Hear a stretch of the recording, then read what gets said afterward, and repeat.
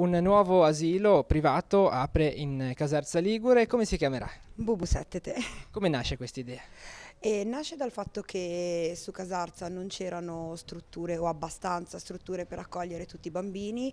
Noi siamo già state 10 anni su Sestri, ma in realtà Sestri è oberata di asili nido e di strutture e quindi abbiamo pensato di spostarci qui su Casarza, I residenti dove vi troveranno? in via Barletti 42. Che servizi offrite? La struttura, come è stato allestito comunque l'ambiente?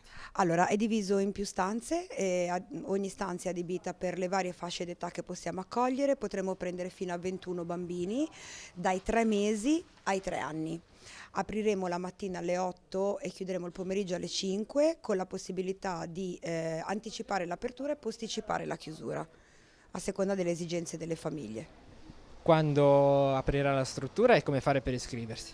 Allora, inaugureremo il 29 di ottobre dalle 10:30 del mattino, si può venire a visitare la struttura, per le iscrizioni si può venire o in sede o scaricare tutta la documentazione dal sito e non chiuderemo mai, tolti i giorni in rosso sul calendario e 4 giorni di ponte che il provveditorato obbliga.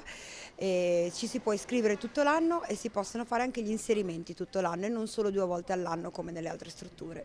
Chi accoglierà i bambini, chi li custodirà, giocherà insieme a loro? Allora, siamo io e una mia collega che comunque lavora con me da tanti anni, ci sarà una cuoca perché abbiamo deciso di non avere i pasti veicolati e nel caso la struttura andasse a pieno ritmo ci sarà una terza educatrice.